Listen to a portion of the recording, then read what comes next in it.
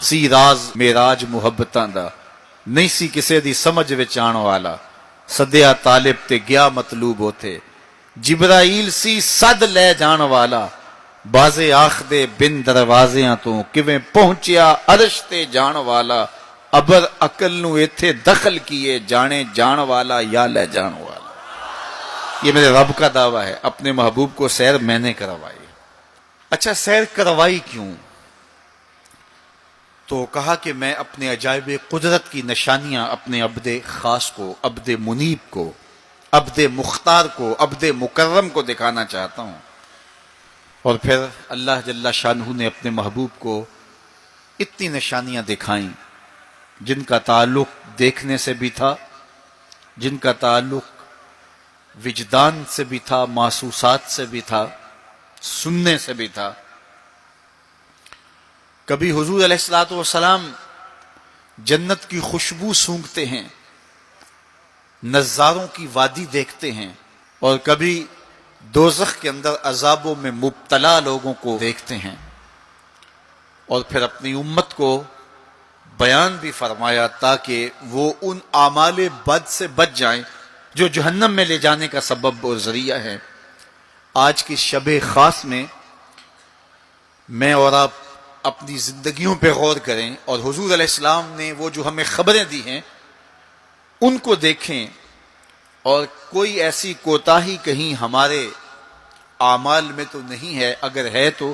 اس کو اپنے سے دور کر کے ایک نئی زندگی کا آج سے آغاز کریں۔ حضور علیہ السلام نے فرمایا کہ میں نے کچھ لوگوں کو دیکھا کہ پتھروں سے ان کے سر کچلے جا رہے ہیں، اور پتھروں سے کچلنے کی وجہ سے ان لوگوں کے سر کیمے کی طرح ہو جاتے، کوٹ دیے جاتے ہیں پتھروں سے، لیکن تھوڑی دیر کے بعد پھر صحیح ہو جاتے ہیں، لیکن پھر دوبارہ ان کے سر کچلے جاتے۔ تو میں نے پوچھا جبریل یہ کون لوگ ہیں؟ تو کہا کہ یہ وہ لوگ ہیں کہ جن کے سر نماز کی وجہ سے بوجھل رہتے تھے، نماز جن کو بڑی بھاری لگتی تھی، اذان کی آواز سنتے اور پھر دوبارہ سرہانے پہ سر ڈال دیتے اور اٹھنے کی ہمت نہ پڑتی، حی علی الصلاۃ حی علی الفلاح کی دل فریب صدائیں کانوں میں پڑتی، تو ان کے سر نماز کی وجہ سے بوجھل ہوتے تھے، اور آج ان کے سر پتھروں سے کوٹے جا رہے ہیں۔ اس پورے اجتماع میں جو اس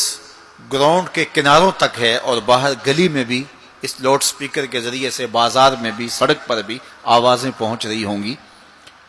تو آپ سب اور میں غور کریں کہ ہماری زندگی میں کہیں نماز سے کوتاہی تو نہیں ہے، اور یہ بھی سن لیجئے کہ یہ معراج کا تحفہ خاص ہے جو حضور لے کر آئے ہیں، اسی لیے الصلاۃ معراج المومنین کہا گیا کہ نماز اہل ایمان کے لیے معراج ہے۔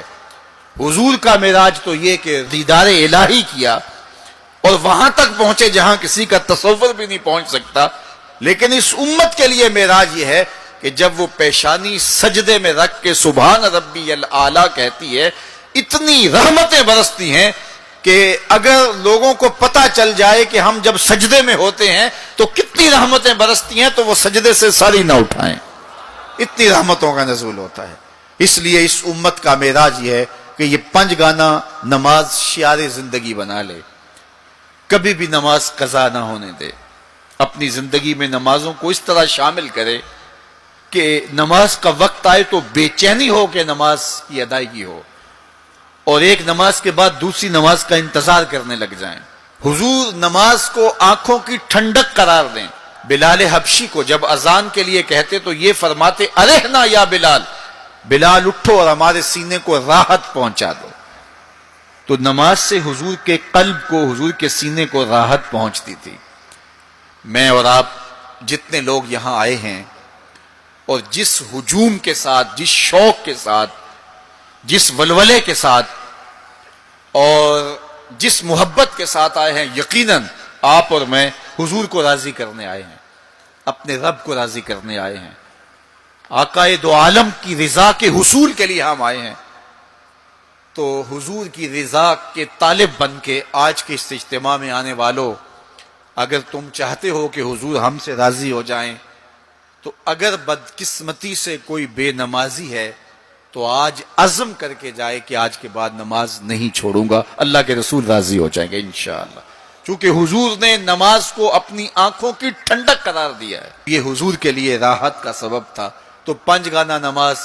شعار زندگی رکھیں۔